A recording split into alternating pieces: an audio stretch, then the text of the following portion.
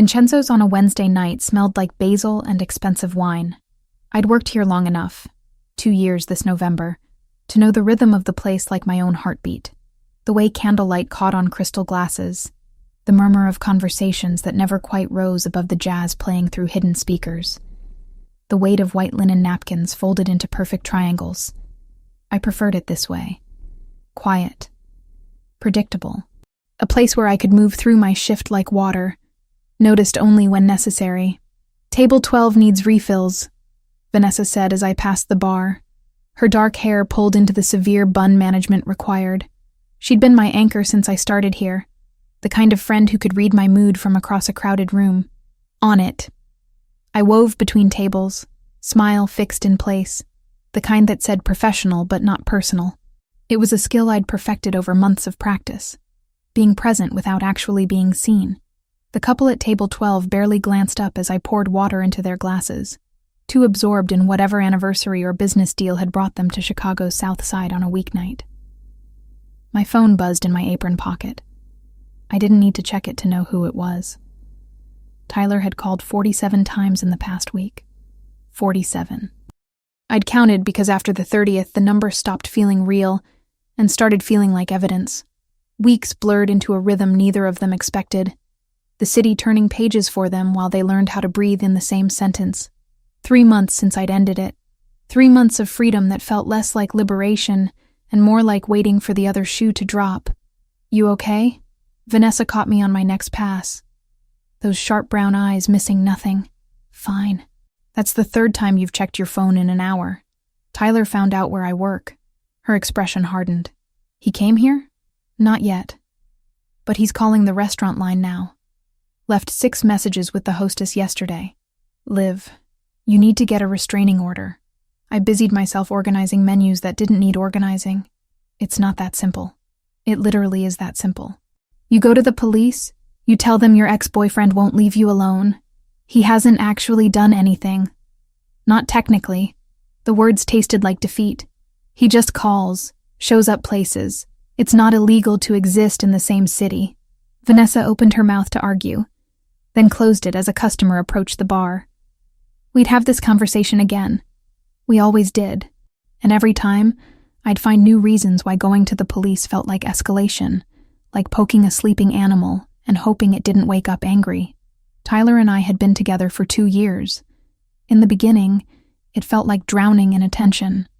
Flowers sent to work, surprise visits, texts checking in throughout the day.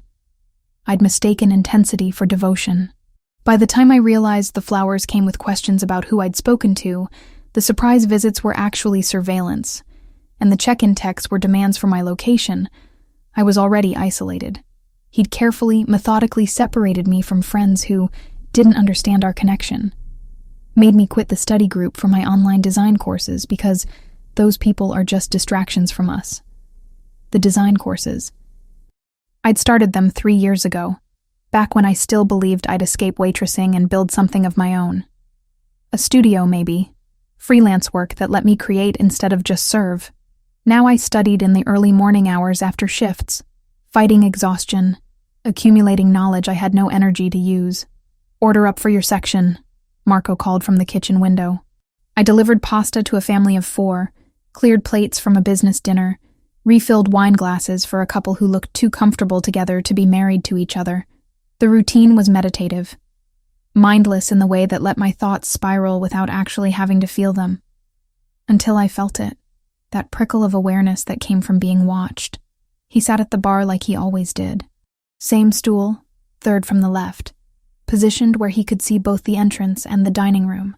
Dominic Lombardi had been coming to Vincenzo's 3 times a week for 6 months. Always ordered the ossobuco. Always left a tip that was generous without being flashy. Always arrived with men who wore suits that fit too well and watched the room with the same calculated attention their boss did. I'd noticed him the first week back in April. Hard not to. He was the kind of handsome that made you look twice. Dark wavy hair that curled slightly at his collar, olive skin, a jawline sharp enough to cut. But it was his eyes that caught me. Deep brown, almost black in the low light, and always observing. He observed me, Not in the way men usually did, with that sliding assessment that made my skin crawl. This was different. Focused. Like he was cataloging information, storing it away for later use. I'd seen him do it with other staff too, tracking patterns, noting details. The owner greeted him by name, gave him the best table even when the bar was what he wanted. Never rushed him no matter how long he lingered. I suspected what he was, what he had to be with that kind of deference, that caliber of companion. But suspecting and knowing were different countries, and I had no intention of crossing that border. Olivia. His voice carried across the dining room, low and accented in a way I couldn't place.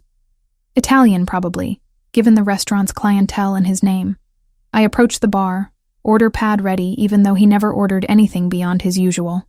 Mr. Lombardi, can I get you anything else? The check, please. Of course.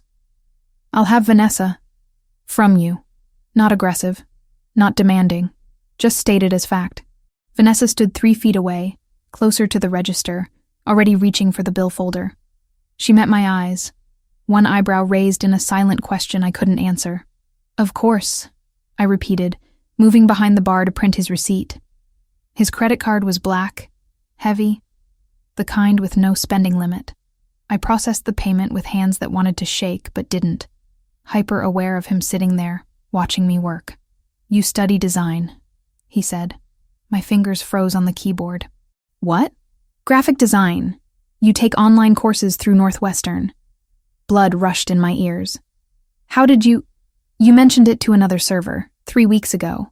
You were discussing a project on typography. I had. Brief conversation with Maria during a slow Tuesday, complaining about an assignment that required hand lettering when digital tools existed for a reason, but that he'd heard it, remembered it, filed it away. I didn't mean to make you uncomfortable. He stood, sliding a 20 onto the bar, though the tip was already included on his receipt. Just noticing you work very hard, here and elsewhere. Then he was gone, moving toward the exit with that measured grace I'd watched a dozen times. His companions materialized from corners I hadn't seen them occupy, falling into formation around him like practiced choreography. Vanessa appeared at my elbow. What was that? I have no idea. Dominic Lombardi just complimented your work ethic and knew about your classes. She kept her voice low, barely audible over the music. Liv, that man owns half the South Side. He doesn't notice waitresses unless there's a reason. Maybe he's just observant. Nobody's that observant by accident. She was right. I knew she was right. But my phone was buzzing again in my pocket. Tyler, always Tyler. And I was too tired to unpack what it meant that a man like Dominic Lombardi had been paying attention. I finished my shift, counted my tips, changed out of my uniform in the staff bathroom. The night air hit like a wall when I stepped outside. October in Chicago already hinting at the brutal winter ahead. I'd walk home like always, 6 blocks through streets I knew by heart. My phone lit up with another call. Tyler's name flashed across the screen. I declined it, blocked the number for the 8th time, and started walking. Somewhere in the darkness, I felt it again. That sensation of being observed. But when I looked over my shoulder, the street was empty except for shadows and the distant glow of traffic lights painting the asphalt red. Tyler showed up on a Tuesday. I was refilling water glasses at table 7 when I felt the shift in atmosphere, the way a room goes quiet before a storm breaks. Not silent, exactly. The conversations continued. The jazz still played. But something fundamental had changed in the molecular structure of the air itself. He sat in my section. Center table, impossible to avoid, wearing the charcoal suit he knew I'd once said made him look handsome. His smile was the one I'd fallen for 2 years ago, before I'd learned to recognize the calculation underneath. Liv. He stood as I approached, like this was a date instead of an ambush. You look beautiful. My fingers tightened on the water pitcher. Tyler, you need to leave. I'm a paying customer. Still smiling, but there was steel beneath the charm. Can't kick me out for wanting dinner at a nice restaurant. You called 47 times last week, because you won't talk to me. You changed your number twice. What was I supposed to do? Every eye in my section was on us now. I felt them like pressure against my skin. Curiosity and discomfort radiating from well-dressed diners who'd come for osso buco and tiramisu, not a front row seat to my personal disaster. "I'll get your server," I managed, already turning away. His hand caught my wrist. Not hard, not painful, but firm. Possessive. "Don't walk away from me." "Sir." Our manager, Robert, appeared with the practiced smoothness of someone who'd diffused situations before. "I'm going to have to ask you to leave. I haven't even ordered yet." Tyler's grip on my wrist loosened, but didn't release. "Just wanted to have a conversation with my girlfriend." "Ex-girlfriend," I corrected, pulling free. "See, that's the problem. You decided we were done without actually talking it through. Healthy relationships require communication, Liv. We can't fix things if you won't even—" "The lady asked you to leave." A new voice, low and accented, cut through Tyler's monologue like a blade through silk. Dominic Lombardi stood 3 tables away, having risen from the bar with the kind of deliberate calm that made my pulse spike for reasons I couldn't name. He didn't move closer. Didn't need to. His presence alone shifted the balance of power in the room. Tyler's eyes narrowed. "This doesn't concern you. You're disrupting my dinner." Dominic's tone remained conversational, almost pleasant. "That concerns me." For a long moment, they stared at each other. Tyler with his salesman bravado and expensive suit. Dominic with the kind of authority that came from never having to raise his voice to be heard. Then Tyler's gaze slid to me, to Robert, back to Dominic. "Fine." He threw his napkin onto the table with theatrical disgust. "This is ridiculous. I'll call you later, Liv. We're not done talking." "Yes, we are." He left. But the threat lingered like smoke after a fire. I stood there, water pitcher still in hand, aware of Dominic settling back onto his bar stool, aware of the other diners pretending they weren't staring, aware that my hands were shaking, and I couldn't make them stop. "You okay?" Vanessa materialized at my elbow, guiding me toward the bar with gentle pressure. "Fine." "You're not fine. You're pale as a ghost." She took the pitcher from me, set it aside. "That was Tyler?" I nodded, not trusting my voice. "Olivia." Robert joined us, his managerial concern warring with the practical reality of running a restaurant. "I'm documenting this. If he comes back, we'll call the police." "He won't come back." But I didn't believe it even as I said it. The rest of the shift blurred. I moved through tables on autopilot, delivering plates and pouring wine and smiling until my face hurt. Dominic remained at the bar, his presence a constant weight in my peripheral vision. When I caught his eye once, he gave the slightest nod, acknowledgement or reassurance I couldn't tell. The days that followed proved me right. Tyler didn't return to Vincenzo's, but his calls multiplied. Unknown numbers lit up my phone at all hours. Text messages arrived from burner accounts. Apologies mixed with accusations. Promises twisted with threats that never quite crossed into illegal territory. He showed up outside my apartment building. Not inside, not technically violating any boundary I could report, just standing across the street, watching my windows. When I took a different route to work, he found the new one. When I varied my schedule, he adjusted his. "You need to go to the police," Vanessa said for the 3rd time that week. We were closing up Vincenzo's, the dining room empty except for us, and the lingering smell of garlic and wine. "And tell them what? That my ex-boyfriend exists in public spaces? That he's stalking you. He hasn't made any actual threats. He just wants to talk." I heard how hollow that sounded. "It'll escalate things. Make him angrier." Vanessa leaned against the bar, studying me with the particular intensity she reserved for when I was being stupid, and she was deciding how bluntly to say so. "When you two were together, did he ever—" "He never hit me." I knew where she was going. "Never even came close." "That's not what I was asking." "No." But the truth was complicated. Tyler had never been physically violent, but he'd been other things. Controlling. Jealous. In the beginning, it felt like devotion. The way he always wanted to know where I was, who I was with. The flowers he sent to my shifts at Vincenzo's came with notes asking why I hadn't texted him back within 5 minutes. The surprise visits to check on me were really checkups to see if I was where I'd said I'd be. By the end, I'd stopped seeing friends because it was easier than dealing with his interrogations afterward. Stopped going to study sessions for my design courses because he'd accused the other students of flirting with me. Nearly stopped working entirely because he'd gotten promoted. made decent money selling pharmaceutical equipment, and insisted I didn't need to serve strangers when I could be home with him. The night I ended it, he'd gone through my phone while I was in the shower. Found a text from a male classmate about a group project. The argument that followed lasted 4 hours, circling and circling until I couldn't remember what I'd done wrong, but knew it must be something. Must be my fault for making him feel this way. I'd looked at him across our apartment. His apartment, really, since I'd moved in with him a year prior, and realized I couldn't breathe, couldn't think, couldn't remember what I wanted beyond the constant work of managing his emotions. So I left. Moved in with a friend from work, then found my own studio 6 blocks from Vincenzo's. Changed my number, blocked him on every platform, thought that would be the end. He's not going to stop, Vanessa said quietly, pulling me from the memory. Men like that don't just accept losing control.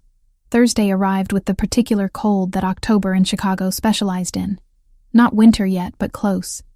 The wind off the lake cutting through clothing like a promise of worse to come. The forecast called for storms. By the time my shift started, heavy clouds pressed against the city like a lid on a pot ready to boil over. I moved through my tables with practiced efficiency, hyper-aware of every man who walked through the door, every silhouette that passed the windows. Dominic arrived at 8, same as always. He took his usual seat at the bar, ordered his usual ossobuco, acknowledged me with the smallest inclination of his head. His companions tonight numbered 3, more than typical. They positioned themselves throughout the restaurant with the kind of casual precision that suggested nothing about their placement was casual at all. He's been here more often, Vanessa murmured as she poured a whiskey neat. 4 times this week instead of the usual 3. Maybe he likes the food. Or maybe he's keeping an eye on things. She slid the glass across the bar toward where one of Dominic's men sat. Anthony Greco. He's Lombardi's captain. Word is he doesn't leave the boss's side unless there's a reason. I didn't ask how she knew that. Vanessa had worked at Vincenzo's for 5 years, long enough to recognize the patterns of power that moved through a place like this. The first drops of rain hit the windows around 9:30. By 10, it was a downpour, the kind that turned streets into rivers and made umbrellas useless. I was delivering tiramisu to a couple celebrating an anniversary when the door opened, letting in a gust of wind and water. Tyler stood in the entrance, soaked through, hair plastered to his skull, chest heaving like he'd run the whole way. His eyes found mine across the restaurant, and I saw it. The moment calculation gave way to something rawer, more desperate. This was going to get worse before it got better. Tyler didn't wait for an invitation. He moved through the dining room like he owned it, water dripping from his jacket onto pristine hardwood, leaving a trail that marked his path like breadcrumbs in a nightmare. Conversations faltered as he passed. The couple celebrating their anniversary stopped mid-toast. A businessman paused with his fork halfway to his mouth. Liv. My name came out rough, desperate. We need to talk, now. I set the tiramisu down on the nearest table with hands that had gone numb. Tyler, you can't be here. Robert already told you. I don't care what Robert said. His voice climbed, drawing more eyes. You've been avoiding me for 3 months. 3 months of silence, of pretending I don't exist. That's not how you end a 2-year relationship. I told you why I left. My voice came out smaller than I wanted, throat tight with the particular humiliation of having this conversation in front of an audience. We talked about it. Multiple times. No. You talked. You made accusations. You decided I was controlling when I was just trying to protect us. He stepped closer, and I stepped back, bumping into a chair. You left because you listened to your friends instead of me. That bartender, what's her name? Vanessa? She never liked me. She got in your head. Sir, Robert appeared again, but his authority felt thin now, stretched across a situation that was already spiraling beyond managerial intervention. I'm calling the police. Go ahead. Tyler barely glanced at him. I haven't done anything illegal. I'm having a conversation with someone I care about. His eyes found mine again, and there was something wild in them now. Something that made my stomach drop. You owe me that much. After everything I did for you, everything I gave up, you didn't give up anything. The words came before I could stop them. 2 years of suppressed anger finally finding voice. You isolated me. Monitored my phone. Made me quit seeing friends because you decided they were bad influences. That's not love, Tyler. That's control. His face flushed red. I protected you. From people who didn't understand what we had. From men who looked at you like... He gestured vaguely around the restaurant. Like these people look at you. Like you're just something to consume. That's my job. I'm a waitress. You could do so much more than this. He took another step forward, and I had nowhere left to retreat. I wanted you to quit so you could focus on your design work. Build something real instead of serving pasta to strangers who don't give a damn about you. I wanted to work. I needed my own money, my own life. Your own life? He laughed, sharp and bitter. So you could do what? Take online classes that cost a fortune and go nowhere. Waste time on hobbies when we could have been building a future. My vision tunneled. This was it. The conversation we'd had a dozen times in different variations. The one that always ended with me apologizing for wanting things outside of him. Outside of us. I'm not doing this here. Then where? You won't answer my calls. Won't meet me. Changed your number twice. What was I supposed to do, Liv? Just accept that you threw away 2 years? I didn't throw away anything. I left because I couldn't breathe anymore. That's bullshit. His hand shot out, caught my arm just above the elbow. Not hard enough to hurt, but firm enough to make his point. You're coming with me. We're going to sit down somewhere private and actually talk this through like adults. Let go of me. 5 minutes. That's all I'm asking. He was pulling now, tugging me toward the back of the restaurant, toward the corridor that led to the bathrooms and the kitchen. 5 minutes to explain why you're throwing away the best thing that ever happened to you. I tried to pull back, but his grip tightened. The restaurant spun around us. Faces turning, someone standing. Vanessa's voice calling my name from somewhere far away. Tyler's fingers dug into my arm hard enough that I knew there would be marks tomorrow, purple proof of this moment. Tyler, stop! Just 5 minutes! His voice cracked, and for a second I saw him as he was, desperate, unraveling, a man who'd built his identity around controlling someone and couldn't accept that the foundation had crumbled. That's all I need, to make you understand. She said stop. The voice cut through the chaos like a blade through silk. Low, accented, carrying the kind of authority that didn't need volume to command attention. Tyler froze. His grip on my arm loosened fractionally as he turned, and I turned with him. Both of us pulled by the magnetic weight of that voice. Dominic Lombardi stood 5 feet away, having crossed the dining room with the kind of silence that made me wonder how long he'd been moving. His suit was dry despite the rain hammering the windows, his dark hair perfectly in place. But it was his eyes that made my breath catch, brown so deep they looked black, fixed on Tyler with the focused intensity of a predator who just identified prey. This doesn't concern you, Tyler said. But his voice had lost its edge. You're disrupting my dinner. Dominic took a single step forward. And somehow that small movement carried more threat than Tyler's entire scene. That concerns me. I'm talking to my girlfriend. Ex-girlfriend.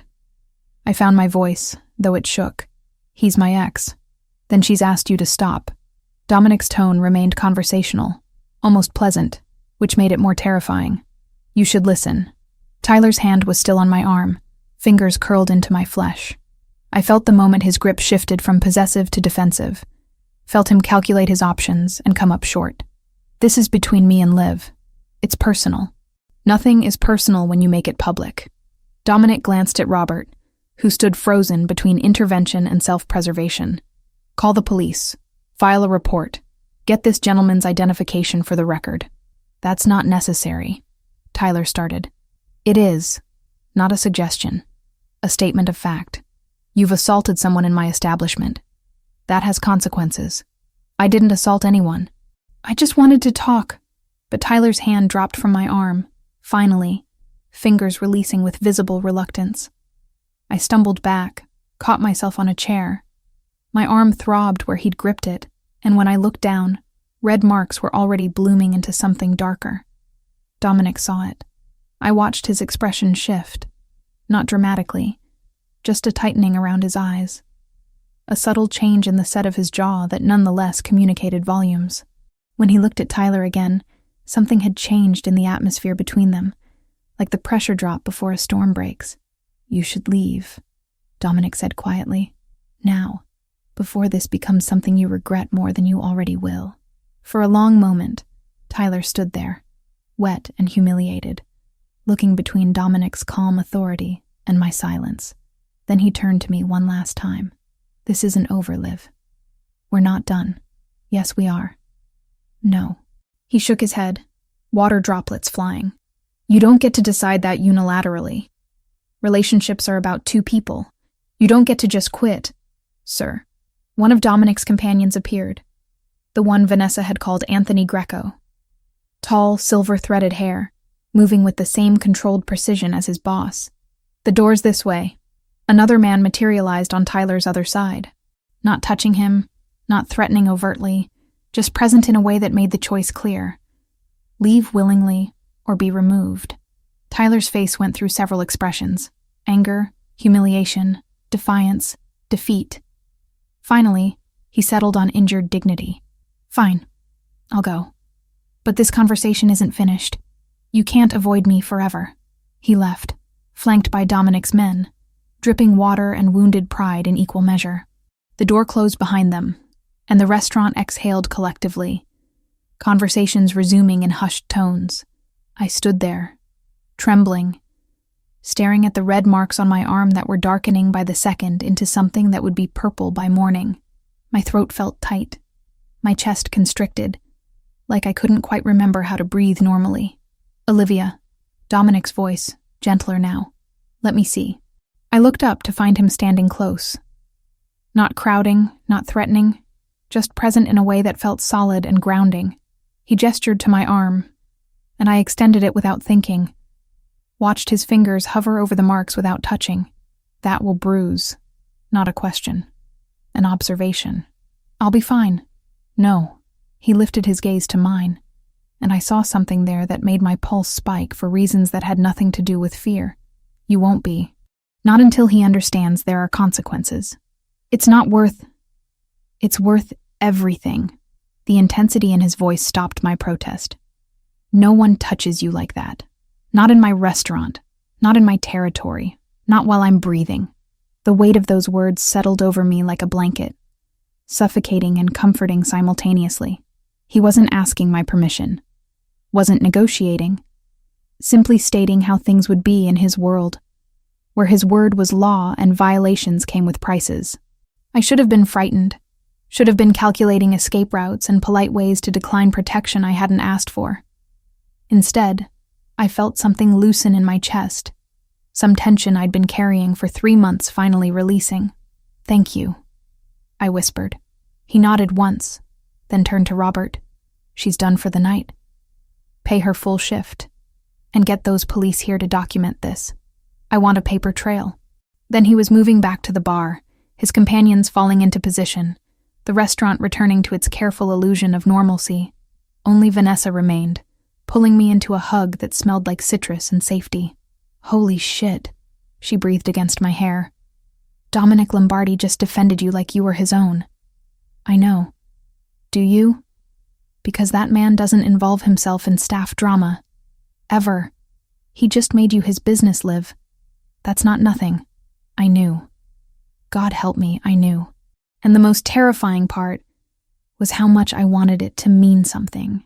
The police arrived 20 minutes later, 2 officers who looked tired and skeptical in equal measure. I sat at a corner table with Vanessa beside me, giving my statement while one officer took notes, and the other photographed the marks on my arm. Purple now, vivid against my pale skin, each finger impression distinct. "How long has this been going on?" Officer Ramirez asked, pen poised over her notepad. 3 months since I ended the relationship. But the calls started immediately. Then he found out where I work. Prior incidents of violence? No, not physical.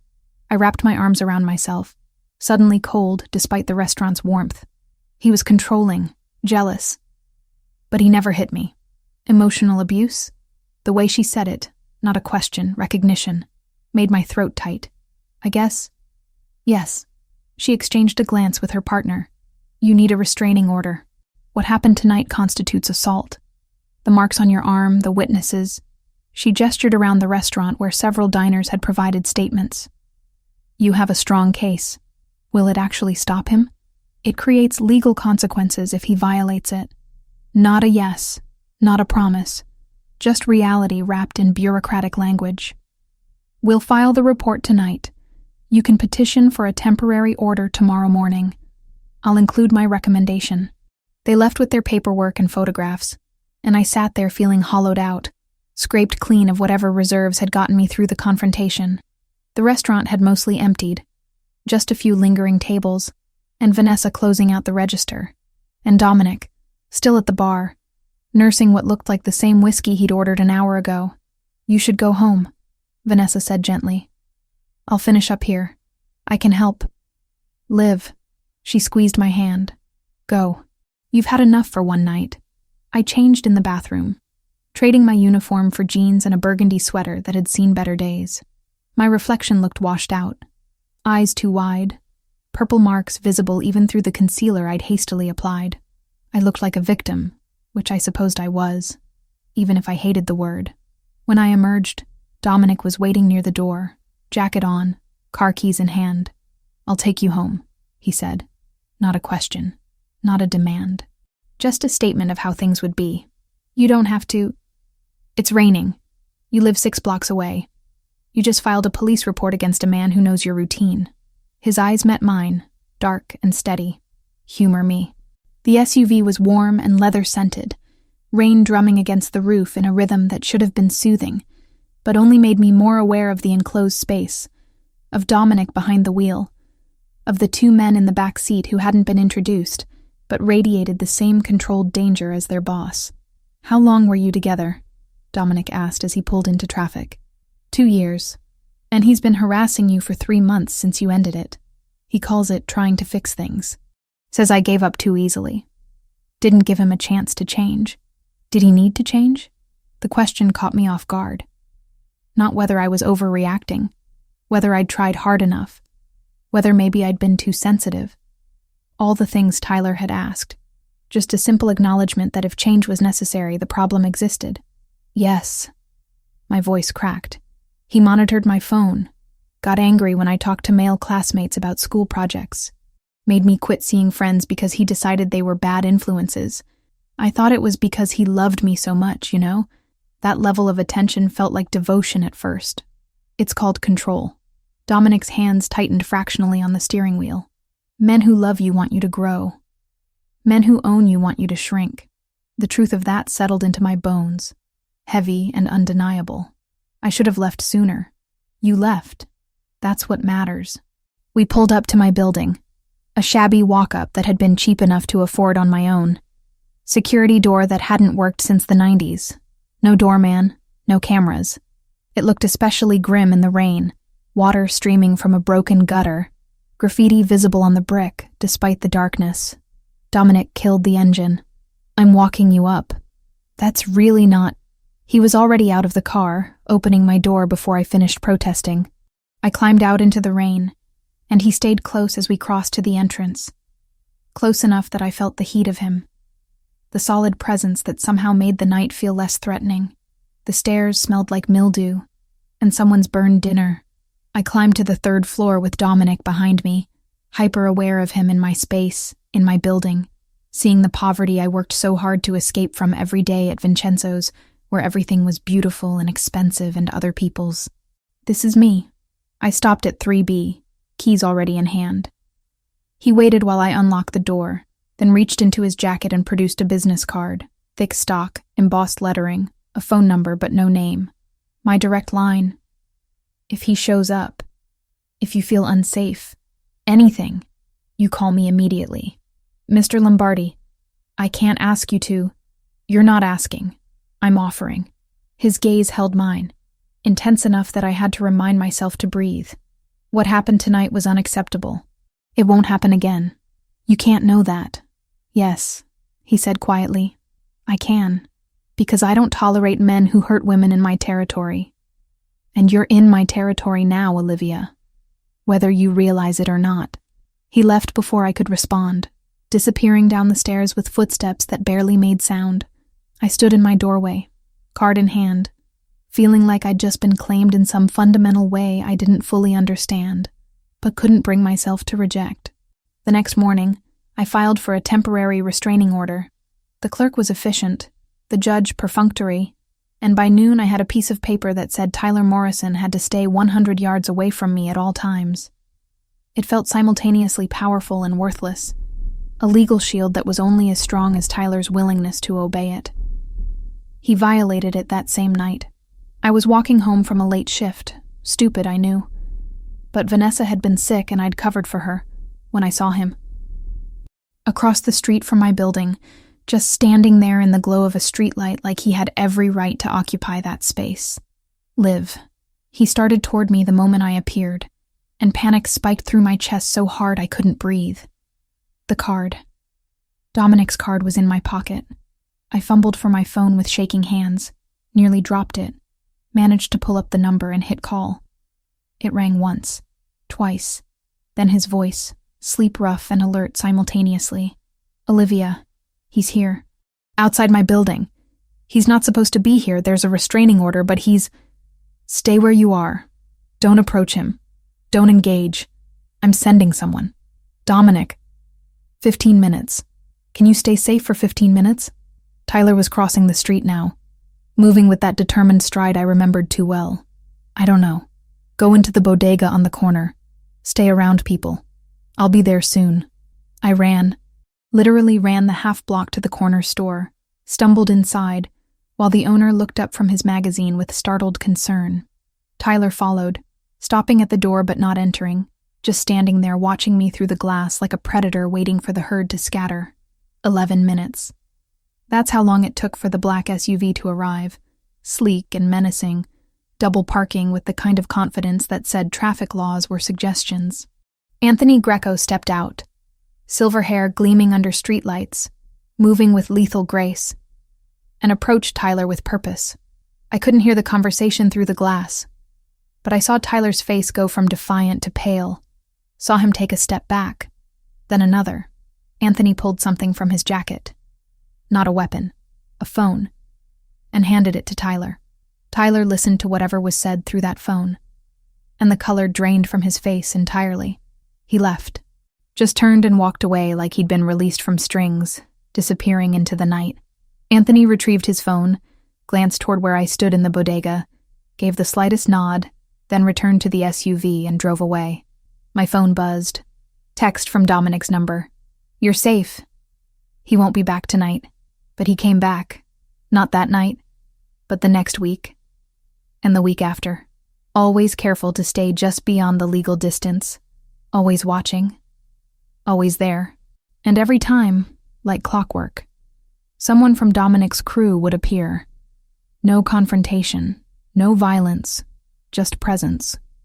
A reminder that I wasn't unprotected, that someone was watching back. I started noticing them at other times, too. The car that always seemed to be parked near my building. The man reading a newspaper at the coffee shop I frequented. The same faces in different locations. Never intrusive, never acknowledged, but always there. It should have felt suffocating. Should have triggered all the same alarm bells Tyler's monitoring had. Instead, I felt something I hadn't experienced in months. Safe. Because the crucial difference was choice. Dominic had offered protection, and I'd accepted it. He wasn't demanding access to my phone or questioning my whereabouts. He was simply ensuring Tyler couldn't hurt me again. This is insane, Vanessa said 2 weeks after the restaurant incident. We were having coffee before our shift, and she'd spotted yet another of Dominic's men positioned across the street. You have a Mafia boss's crew following you around Chicago, like you're under witness protection. I know, and you're okay with this. I thought about Tyler's face outside my building, about the 47 calls, about the 2 years I'd spent shrinking myself into something he could control, about how Dominic's protection felt less like a cage and more like breathing room. Yeah, I said finally. I think I am. Dominic returned to Vincenzo's a week after Tyler's removal from my life, or attempted removal, since Tyler's presence lingered like smoke in fabric, impossible to fully wash away. But this time, when Dominic arrived, he didn't take his usual seat at the bar. He chose a table in my section. Center of the room, impossible to miss, deliberate in its statement. Mr. Lombardi. I approached with my order pad, though by now I knew his preferences by heart. Your usual spot at the bar is available if you'd prefer. I prefer this. He gestured to the empty chair across from him. When you have a moment, sit. I'm working. I'm aware. When you have a moment. Robert caught my eye from across the room, gave the smallest nod of permission, or maybe surrender. Hard to tell the difference when it came to accommodating Dominic Lombardi's requests. I sat during a lull between courses, perched on the edge of the chair like I might need to spring up at any second. Which I might. Waitressing didn't allow for extended breaks, even when invited by customers who apparently owned half the South Side. How are you? He asked, and the directness of it, no preamble, no small talk, caught me off guard. Fine. Tired. Working. Tyler hasn't contacted you again? He tried. 4 times yesterday from different numbers. I didn't answer. I folded my hands in my lap to keep them from fidgeting. Your people keep showing up when he does. I appreciate it, but I can't keep accepting indefinitely. I can't afford private security and I don't want to owe... You don't owe me anything. His voice was firm, but not harsh. And there's no payment expected. No debt accrued. I don't tolerate men who hurt women. It's that simple. Nothing about this is simple. No, he agreed. But my position on it is. He put his hands on you in my establishment. That made it personal. What happens after is just consequence. The way he said consequence made it sound inevitable, like gravity or sunrise. Not a choice, but a fundamental law of his universe. Table 9 needs their appetizers, Vanessa called from the kitchen window, saving me from having to respond. I stood, but Dominic caught my wrist, gently. Nothing like Tyler's grip. Just enough pressure to make me pause. When does your shift end? 11. I'll be here. He was. And the night after. And the one after that. Always choosing tables in my section. Always timing his arrival to catch the later hours when the restaurant grew quieter. When conversations could stretch between delivering plates and refilling wine glasses. We talked about nothing and everything. His frustration with a supplier who kept shorting deliveries. My exhaustion from juggling shifts and online coursework. The way Chicago winters felt colder every year. You study design, he said on the 3rd night. Statement, not question. When I can stay awake long enough, which isn't often. I wiped down the table beside his, giving my hands something to do. I started 3 years ago thinking I'd build a career out of it. Open my own studio, do freelance work. Now I'm just accumulating knowledge I'm too tired to use. Why do you keep going? Because giving up feels like admitting Tyler was right. That working here, serving people, was all I was capable of. That dreams were just distractions from real life. The words came out more bitter than I intended. Sorry, that's not your problem. I asked. He leaned back, studying me with that intensity I was learning to recognize. What kind of design? Graphics, mostly. Logos, branding, web layouts. Stuff companies need but don't want to pay full agency rates for. I thought I could undercut the big players, work from home, build clientele through referrals. You could. Not you should. Or maybe someday. Just a flat statement of capability. In theory. In practice, I barely have time to complete assignments, much less hunt for clients. What if someone hunted for you, connected you with businesses that need your skills? I stopped wiping the table, straightened to look at him properly. Why would someone do that? Because talent matters, and you're wasting yours hauling plates when you could be creating something. The weight of that observation settled over me, heavy with implications I wasn't ready to examine. Before I could respond, a party of 6 arrived, demanding attention, and the moment passed. But his words stuck with me through the rest of the shift, through the walk home with one of his men shadowing me from a discreet distance, through the early morning hours when I sat at my laptop working on typography assignments with eyes that burned from exhaustion. Vanessa cornered me during pre-shift the following evening. We need to talk about your situation. My situation? Dominic Lombardi. The man who has eaten dinner in your section every night this week. The one whose crew follows you home. The one you're developing feelings for, despite knowing exactly what he is. I'm not... Don't. She held up a hand. I've known you 2 years. I can read you like a menu. You're falling for him. That's insane. He's just being protective because of what happened. It doesn't mean anything beyond live. Men like Dominic don't do anything that doesn't mean something. Every action is calculated. Every choice has purpose. If he's spending this much time with you, it's because he wants to. And that's dangerous. Why? Because he's involved in crime? Because people respect him out of fear? I heard the defensiveness in my voice. Hated it. Couldn't stop it. He's treated me better in 2 weeks than Tyler did in 2 years. That's a low bar. Maybe. But it's my bar. My choice. I pulled on my apron. Tied it with more force than necessary. I'm not some damsel who needs rescuing from myself. I know what I'm doing. Do you? Because from where I'm standing, you're replacing one intense relationship with another. Tyler suffocated you. Dominic is different. The word came out hard, final. He gives me space, respects boundaries, doesn't demand access to my phone or question my whereabouts. Yes, he's protective, but protection and possession aren't the same thing. Vanessa sighed, the fight draining from her expression. I just don't want you hurt. Again. I know, but I'm not made of glass. And I'm not blind to what this is. Except I was, maybe, blind to how deep it was going, how fast, blind to the way my heart jumped when Dominic walked through the door each night, blind to how I'd started timing my breaks to coincide with his arrival, how I'd catch myself smoothing my hair before approaching his table. 2 weeks after the initial incident at Vincenzo's, everything changed. I woke to pounding on my apartment door at 2 a.m. He hammered the frame until it shivered. Apology nodded with accusation. Hands shaking, I called Dominic. "Do not open it," he said. Headlights carved the thin curtains. The pounding stopped. Footsteps retreated down the hall. When she finally slept, it was with the paper-thin courage of knowing morning came with a courtroom. The courthouse smelled like institutional anxiety and bad coffee. I sat on a bench outside the courtroom, hands folded in my lap to keep them from shaking, watching lawyers and defendants and people with problems bigger than mine file past in an endless parade of Chicago's justice system at work.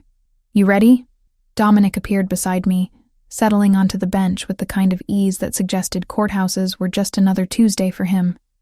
He wore a different suit today, charcoal instead of black, no tie, the top button of his white shirt undone. Still the gold chain, always the gold chain, gleaming against olive skin. As ready as I'll ever be for legal proceedings against my ex-boyfriend. The judge will ask questions. Answer honestly. Don't downplay what happened. His eyes found mine. Held them. Men like Tyler count on women minimizing their behavior. Don't give him that. The hearing lasted 40 minutes. Tyler sat across the courtroom with a lawyer he'd somehow afforded, looking wounded and bewildered, like he couldn't comprehend how loving someone had led to this. I gave my testimony. The calls, the messages, the restaurant incident, the 2 a.m. assault on my door. Tyler's lawyer tried to paint me as vindictive, as someone weaponizing the legal system against a man who just wanted closure. Then Dominic took the stand. He described what he'd witnessed at Vincenzo's with clinical precision. Tyler's grip on my arm, the marks it left, my visible fear, the way Tyler had escalated from request to demand to physical force in under 3 minutes. When Tyler's lawyer tried to suggest Dominic had ulterior motives for his testimony, Dominic simply said, "I don't tolerate men who put their hands on women. That's not an ulterior motive. That's a moral baseline." The judge granted a 2-year order. Tyler would stay 100 yards from me, from Vincenzo's, from my apartment building. Violation would result in immediate arrest. Tyler's face went through a progression of emotions. Shock, anger, humiliation, before settling on something harder, more calculating. As he left the courtroom, his eyes found mine. And the look he gave me promised this wasn't over despite what the law said. Dominic caught it too. I felt him tense beside me, saw his jaw tighten fractionally, but he said nothing, just placed a hand on the small of my back and guided me out through a side exit that avoided Tyler's route. "He's not going to respect that order," I said once we were outside, cold November wind cutting through my jacket. I know. So, what was the point? Documentation. Legal standing. When he violates it, and he will, there are consequences now. Real ones. He opened the passenger door of his SUV. Plus, it establishes pattern for when this escalates further. When, not if. Men like Tyler don't accept loss. They reframe it as temporary setback, as something to overcome. The restraining order is just another obstacle in his mind, not an ending. The bleakness of that assessment should have terrified me.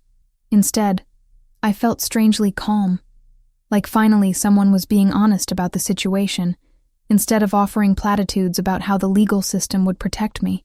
A week passed. Weeks didn't pass so much as smudge.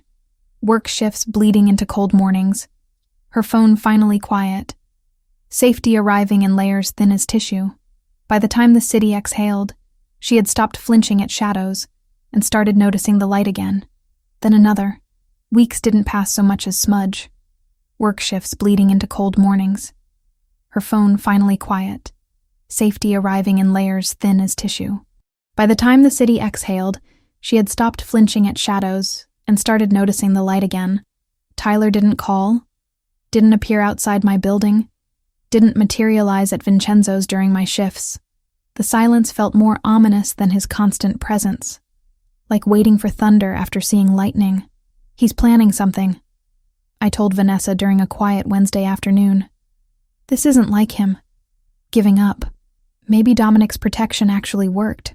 Maybe Tyler finally got the message. Or maybe he's just being smarter about it. Dominic called that evening while I was finishing a typography assignment that was due in 2 days, and I'd barely started. You free tomorrow night? I work until 9. After. I want to take you to dinner. Somewhere that isn't Vincenzo's. My fingers froze on the keyboard. Like a date? Like a conversation. About things we should probably discuss before this goes further. Before what goes further? Silence stretched between us, loaded with everything we'd been circling around for weeks. Finally, you know what, Olivia? Don't pretend you don't. He picked me up at 9:30 in the SUV that had become familiar, drove us to a restaurant in a neighborhood I didn't recognize. Quiet, expensive, the kind of place where reservations were made weeks in advance, and Dominic walked in without one and still got the best table. We sat in a corner booth with red leather and low lighting, and for the first time since I'd met him, I felt like I was seeing Dominic outside the context of crisis management.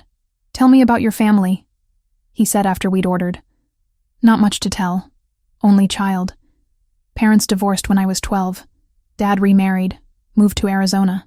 Mom died 3 years ago. Cancer. The familiar ache of that loss never quite faded. She was a teacher. Elementary school. She would have hated what happened with Tyler. Would have told me to run the first time he checked my phone. Why didn't you? Because I didn't realize I needed to. It happened so gradually. The checking became routine. The jealousy became proof he cared. By the time I understood what it was, I'd already normalized it. I took a sip of wine, let it burn down my throat. What about your family? Father died when I was 22. Heart attack in his office. Mother passed when I was 8. Domestic violence situation that ended badly. His expression didn't change, but I felt the weight of that history between us. She stayed with a man who hit her because leaving felt more dangerous than staying. Until the day staying became fatal. Dominic. That's why I react the way I do to situations like yours. Because I watched my mother shrink herself trying to manage a man who couldn't be managed. And I've spent my adult life ensuring that doesn't happen to women in my territory. The admission hung between us, heavy with implications. This wasn't just protection. This was personal. This was a man working out childhood trauma through present action. And I was somehow caught in that machinery. I need you to understand what I am, he said quietly. What my business involves. I'm not going to lie to you or pretend I'm something I'm not. You're an organized crime. I run operations that exist outside legal framework. I make decisions that have consequences. People work for me who do things that would appall you if you knew the details. His eyes never left mine. I'm not asking you to approve, just to understand that this is my world, and being close to me means existing adjacent to it. And if I can't handle that, then you walk away now. before this becomes something neither of us can extricate from easily.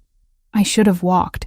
Should have thanked him for his honesty and his protection and his intervention, then extracted myself from a situation that could only end badly. Instead, I reached across the table, placed my hand over his. I'm not walking away. Part of her wanted to run. Another part recognized she'd already crossed that line the night he stood between her and a man who wouldn't hear the word no. Fear was honest. So was the steadiness he offered. Both could be true at once. Olivia, I know what you are. I'm not naive, but you've treated me with more respect in a month than Tyler did in 2 years. You've protected me without controlling me. You've seen me at my worst and haven't tried to fix me, just supported me. That's worth something. He turned his hand over, laced his fingers through mine. This won't be simple. I don't want simple. I want honest. The relationship that developed over the following weeks was exactly that. Honest in its complexity, cautious in its progression. Dominic took me to dinner twice more at places where we could talk without interruption. We walked along the lake despite the November cold, his hand in mine, discussing everything and nothing. He asked about my design work, looked at my portfolio with genuine interest, offered connections to business owners who might need branding services. I'm not a charity case, I said when he mentioned the third potential client. I'm not treating you like one. I'm leveraging resources. You have skills people need. I know people who need those skills. That's called networking, not rescue. He was patient in ways that felt deliberate, like he'd made a conscious choice to let me set the pace. When we kissed goodnight after our second real date, he pulled back first, gave me the choice to deepen it or stop.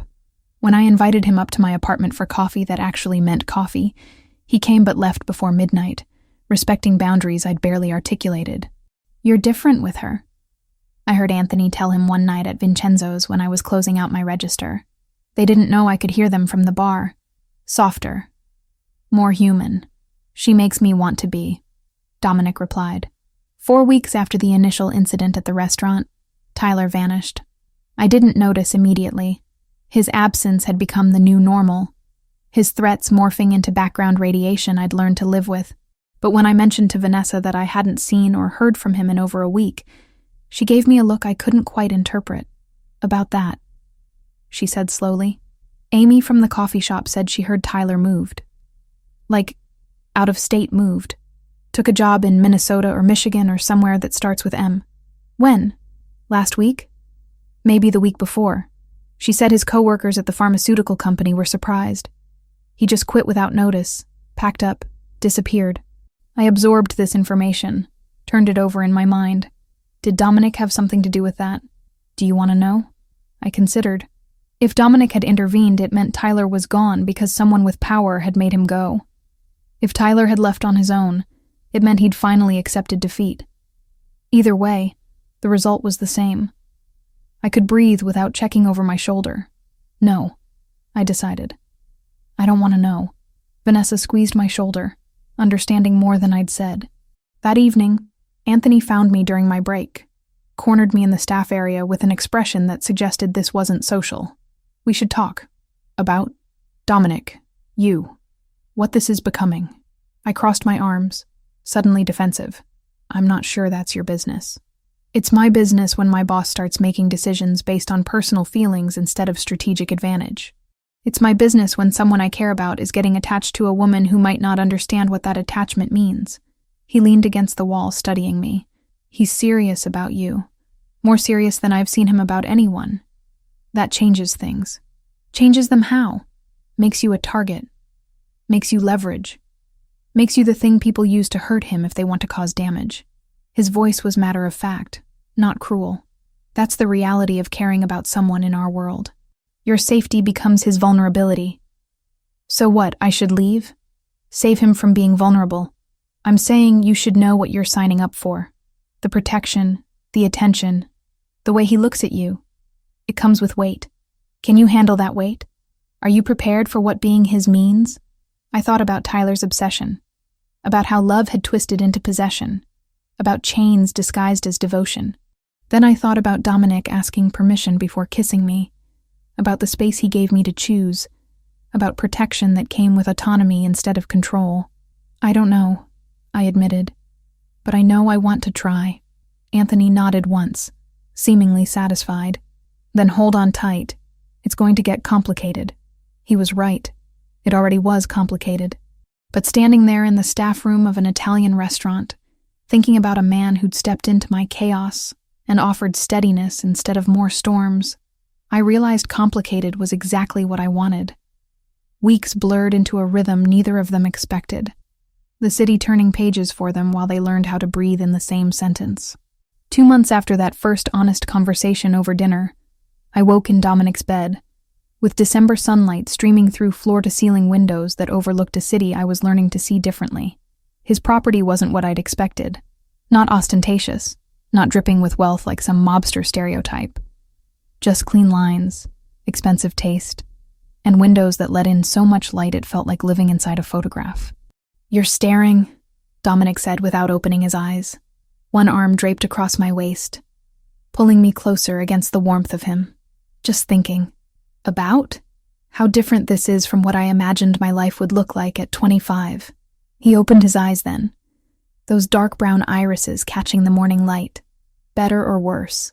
Complicated. I traced the tattoo on his shoulder. A raven in flight, wings spread wide. But not worse. We'd fallen into a rhythm over the past weeks that felt both natural and impossible. I spent 3 nights a week here, 4 at my apartment, maintaining the independence I'd fought so hard to reclaim. Dominic never pushed for more, never questioned my need for space. Instead, he'd helped me carve out room to breathe in ways I hadn't known I needed, like my design work.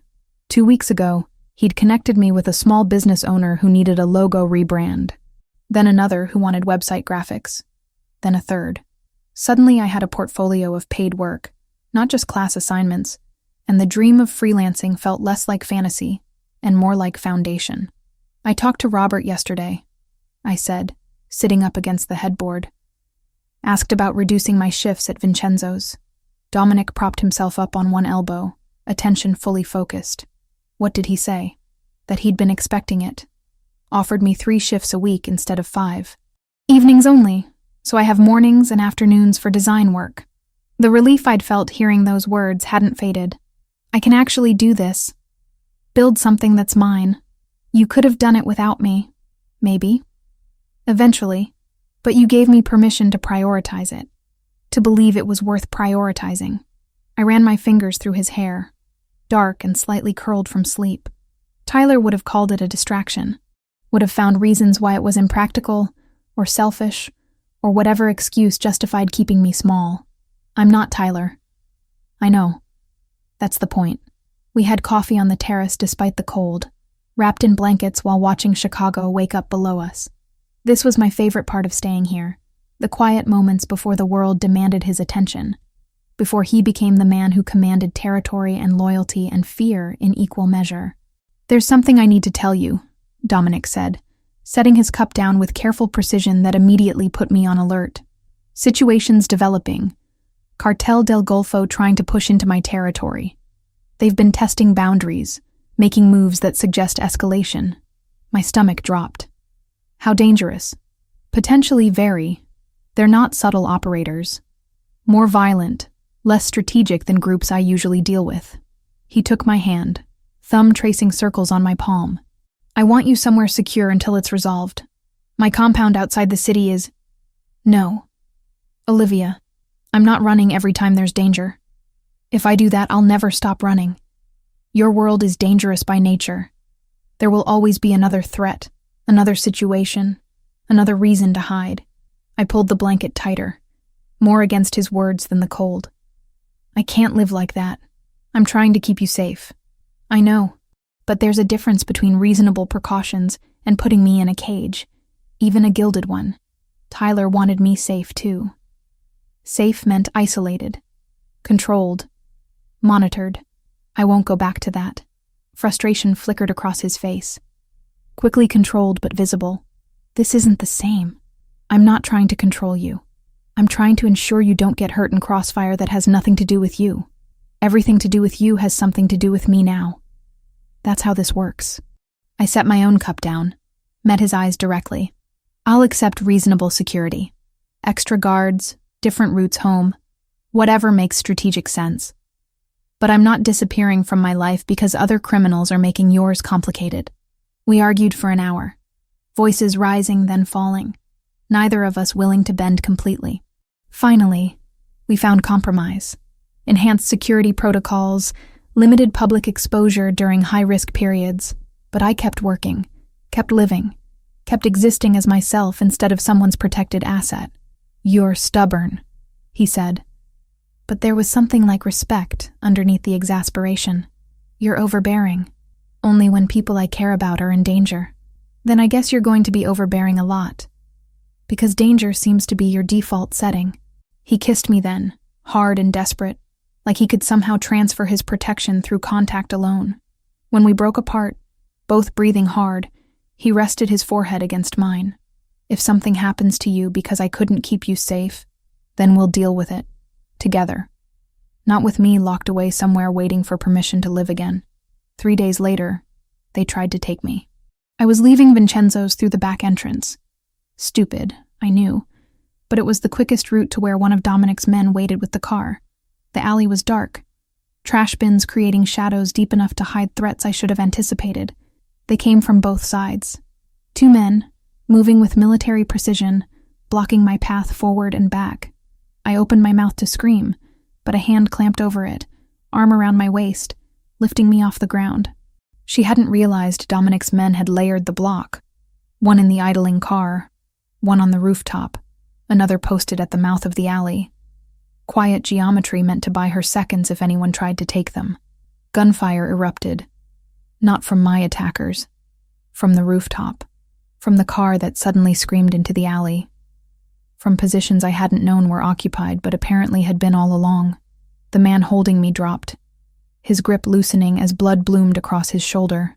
His partner ran, disappearing into the maze of back alleys with the kind of desperation that suggested he knew exactly who he'd just crossed. Anthony was there suddenly, weapon drawn, scanning for additional threats while another man helped me to my feet. My ears rang from the gunshots. My hands shook so badly I couldn't seem to control them. Blood splattered the concrete. Not mine. The man who'd grabbed me, but close enough that I could smell it, metallic and immediate. "Are you hurt?" Anthony's voice seemed to come from far away, filtered through the shock blanking my thoughts. "No, I don't think so. They just... Get her to the car. Now. Secure the area and find out who sent them." The drive to Dominic's property passed in fragments. Streets blurring past. The weight of a jacket someone had draped over my shoulders. The taste of copper in my mouth where I'd bitten my lip without realizing. When we arrived, Dominic met us at the door, and the expression on his face when he saw me, relief and rage competing for dominance, made my eyes sting. He didn't say anything, just pulled me inside, checked me over with hands that trembled slightly, then held me until the shaking stopped. "They're dead," he said quietly. Much later, when we were sitting in his study with whiskey, neither of us was drinking. Everyone involved in tonight. Everyone who gave the order. By morning, the Cartel del Golfo will understand that touching you means war they can't win. I should have been horrified. Should have recoiled from the casual way he described violence, the matter-of-fact tone suggesting this was just business as usual. Instead, I felt a dark satisfaction. A primal relief that the men who'd tried to hurt me would never try again. "Does that make me terrible?" I whispered. "That I'm not upset about that? It makes you human. Self-preservation isn't a moral failing. Vanessa would say I'm rationalizing. That I'm letting you change who I am. Are you?" He turned to face me fully. "Changed?" I thought about it honestly. About who I'd been with Tyler. Small, anxious, constantly managing someone else's emotions. About who I was now. Still cautious, still working through trauma, but growing into space I'd forgotten existed. Maybe, but not in the ways that matter. You're not making me smaller. You're just showing me I don't have to apologize for taking up space. 2 days later, Vanessa cornered me in the staff room at Vincenzo's. "We need to talk about what happened." "I'm fine." You almost got kidnapped by a drug cartel because you're dating a crime boss. That's not fine, Liv. That's insane. I know what it sounds like. Do you? Because from where I'm standing, you've traded one dangerous relationship for another. Tyler isolated you emotionally. Dominic's putting you in physical danger. How is that better? Because I have a choice. The words came out sharper than intended. Tyler made decisions for me. Dominic makes them with me. Yes, his world is dangerous, but he doesn't hide that from me. Doesn't pretend it's something it's not. And when I say I need independence, he gives it to me. That's the difference. Even if that independence almost got you killed, I'm alive because he had people protecting me. Because he anticipated this and prepared for it without turning me into a prisoner. I sank into a chair, suddenly exhausted. I know you're worried. I know this looks crazy from the outside, but Vanessa, I love him. I love him in ways that don't make sense, that probably aren't smart, but are real anyway. Her expression softened fractionally. Does he love you? He hasn't said it. But yeah, I think he does. And that's worth the risk? Worth looking over your shoulder forever? Worth knowing that people might use you to hurt him? I don't know. Maybe, probably. I met her eyes, saw the concern there, the genuine fear for my well-being. But I know that walking away feels impossible, and staying feels like breathing for the first time in years. So yeah, I guess it's worth it. She hugged me then, fierce and quick, before pulling back with her usual practical expression firmly in place. Fine. But if he ever makes you feel small, if this turns into Tyler with better security, you tell me. Promise. I promise. That night, lying in Dominic's bed with his arm around me, and the city lights painting patterns on the ceiling, I realized something fundamental had shifted. This wasn't infatuation or gratitude masquerading as feeling. This was the real thing. Messy, complicated, probably inadvisable, but undeniably mine. And whatever came next, whatever dangers his world brought to my door, I was choosing to face them. Not because I had no other options, but because this man, this life, this impossible situation felt more like home than anything I'd known in years. That had to mean something. It had to be worth something. I chose to believe it was worth everything. Weeks blurred into a rhythm neither of them expected. The city turning pages for them while they learned how to breathe in the same sentence. 3 months. That's how long it took for the world to shift from chaos into something resembling stability. Though stability in Dominic's world meant something different than it did for most people. I woke in his bed with January sunlight cutting through windows that overlooked a Chicago transformed by winter, all sharp angles and frozen beauty. The Cartel del Golfo situation had resolved 2 weeks ago with the kind of finality that came from Dominic making it clear that his territory was non-negotiable. I didn't ask for details, didn't need them. The absence of tension in his shoulders told me everything I needed to know.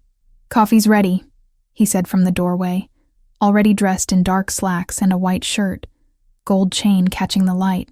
"Terrace or inside?" "Terrace. I want to see the city." We bundled in coats and blankets, carrying steaming mugs into cold air that bit at exposed skin, but felt cleansing somehow.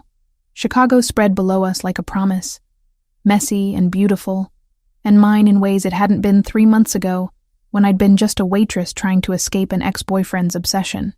Tyler tried to come back, Dominic said casually, like he was commenting on the weather instead of dropping information that should have sent panic through my system. When? Last week. Made it to the state border before my people intercepted him. Reminded him of our previous conversation about boundaries and consequences. He sipped his coffee, gaze distant. He won't try again. I should have felt guilt. Should have worried about what reminded him actually meant in Dominic's vocabulary. Instead, I felt nothing but relief so profound it made my eyes sting. Good. No moral crisis? No questioning whether I went too far? You protected me. That's all I need to know. He pulled me against him, and we stood there watching the city wake up. 2 people who'd built something improbable on a foundation of violence and choice. "I never expected this," he said quietly. "Never thought I'd want to build something beyond the business. Beyond territory and power and all the things I inherited from my father. What changed? You walked into my life wearing a waitress uniform and covering bruises you thought no one would notice. And I realized that protecting territory meant nothing if I couldn't protect the people who actually mattered. His arm tightened around my waist. You made me want to be more than what I was supposed to be. I turned in his arms, looked up at the face I'd memorized over these months. The vertical scar on his chin, the dark eyes that saw too much, the jawline that could have been carved from stone. I learned something too, the difference between being controlled and being protected, between someone who fears losing you and someone who fears you being hurt. Tyler's love made me smaller. Yours lets me grow. That's not love. That's respect. Can it be both? He kissed me then, soft and deliberate, a promise wrapped in contact. When we broke apart, the city looked different somehow.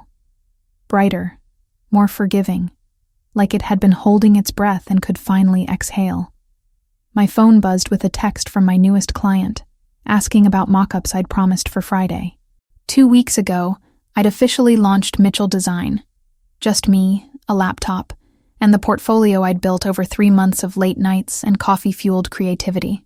Dominic had offered to invest, to set me up in an office with equipment and resources I couldn't dream of affording. I'd declined everything except his connections to people who actually needed my services. Independence matters, I'd told him. I need to know I can do this on my own. You can, but accepting help doesn't make it less yours. I'll accept the clients. That's help enough. The compromise felt right, taking advantage of his network without becoming dependent on his money.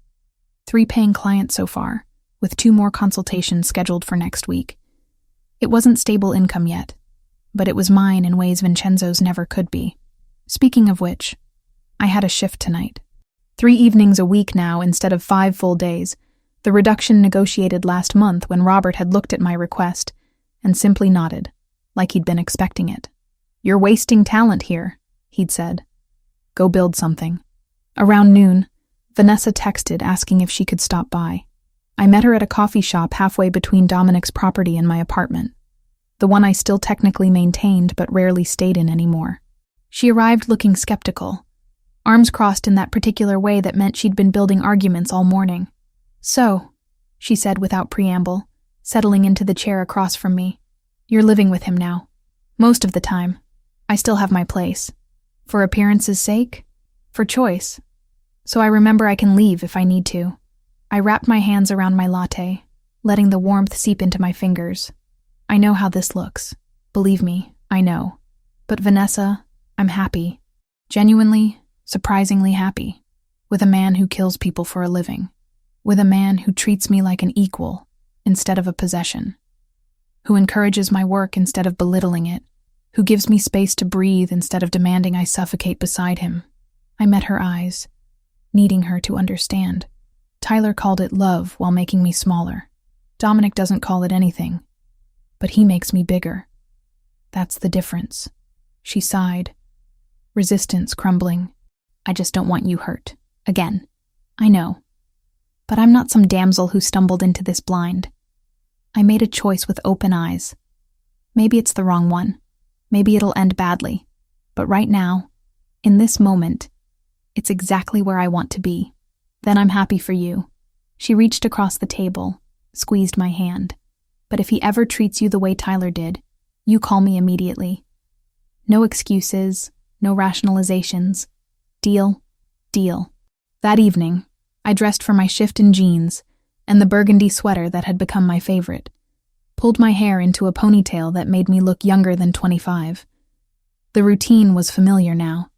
The drive to Vincenzo's with one of Dominic's men following at a discreet distance, the transition from his world to mine, the way I could compartmentalize the violence I knew existed from the normalcy of taking orders and delivering plates. The restaurant was moderately busy for a Tuesday in January. Tourists escaping the cold, locals celebrating occasions or just craving good Italian food. I moved through my tables with practiced efficiency, found comfort in the mindlessness of it, the way waitressing let my brain rest while my hands worked. And there he was, like clockwork, like destiny. Dominic Lombardi settling onto his usual bar stool, third from the left, positioned where he could watch the entrance and the dining room simultaneously. He caught my eye across the restaurant, gave the smallest nod of acknowledgement. But everything had changed since that first night 6 months ago when I'd been invisible, and he'd been just another customer whose attention I'd rather avoid. Now when our gazes met, I saw knowledge there, the intimacy of shared danger, of choices made together, of futures being built from impossible foundations. I finished serving my section, cashed out my tips, changed out of my uniform in the staff bathroom. When I emerged, Dominic was waiting near the door, jacket on, keys in hand, looking exactly like what he was. Dangerous and devoted in equal measure. "Ready?" he asked. "Always." We walked out into the January cold together, his hand finding the small of my back, guiding me toward the SUV that had become as familiar as his bedroom, as his morning coffee ritual, as the way he said my name. In the car, with Chicago sliding past the windows and heat blasting from the vents, I thought about the girl I'd been 3 months ago, terrified, trapped, unable to see a way forward that didn't involve constantly looking over my shoulder. I thought about Tyler's 47 calls, about the bruises on my arm, about standing in a restaurant while my ex-boyfriend dragged me toward a bathroom, and everyone watched until someone finally intervened. And I thought about the man beside me, who'd stepped into that chaos not because he had to, but because he'd decided I was worth protecting. Who'd offered me safety without demanding I surrender my autonomy. Who'd somehow made me feel seen for the first time in years. "What are you thinking about?" Dominic asked, glancing over as we merged onto the highway. "How we started. Violence and restraining orders and men who wouldn't take no for an answer. Not the most romantic origin story. No, but it's ours, and I wouldn't change it. The attack brought me to you. The danger made you notice me. Everything terrible led to this." I reached over, laced my fingers through his. "That has to mean something. It means we built something real out of circumstances that should have broken us. That's worth more than easy ever could be. Back at his property, we shed coats and shoes, fell into evening rituals that had become comfortable through repetition.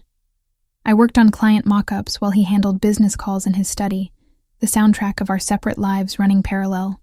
Later, we'd make dinner together. His pasta, my salad, the kind of domesticity that felt surreal given what I knew about his day job. "I love you," I said, apropos of nothing, while chopping tomatoes at his kitchen counter. The words had been building for weeks, pressing against my throat until they couldn't stay contained anymore. He went still at the stove, wooden spoon suspended over boiling water. Then he set it down carefully, crossed to me, cupped my face in both hands. "I love you. Have since you stood in that courthouse and told the judge exactly what Tyler did without minimizing or apologizing. You were magnificent. I was terrified. You were strong. There's a difference." We kissed surrounded by the smell of garlic and basil, and it felt like a beginning instead of a continuation. Like we'd been building toward this moment through months of careful construction, laying foundation stones one honest conversation at a time. Later, lying in bed with his arm around me and darkness pressing against the windows, I realized I'd stopped waiting for the other shoe to drop. Stopped expecting this to collapse under the weight of its own impossibility. Instead, I'd started believing in futures, plural, not singular, in choices made daily instead of once, in love that came with complications, but also with clarity. "Thank you," I whispered into the darkness. "For what? For seeing me when I was invisible, for protecting me without possessing me, for making me believe I deserved more than I'd settled for." His arms tightened around me. "You deserved everything. I just made sure you knew it." Outside, Chicago glittered in the cold January night, a city full of violence and beauty, danger and possibility. And somewhere in its complicated heart, a shy waitress and a crime boss had found something neither expected, but both chose to keep. That choice made all the difference. Chicago glittered like glass held to the sun. Hard, beautiful, honest. She had mistaken control for devotion once. Now she could tell the difference by how freely she breathed. Love didn't shrink her. It made room. Whatever came was still a choice, and she was done apologizing for taking up space in her own life.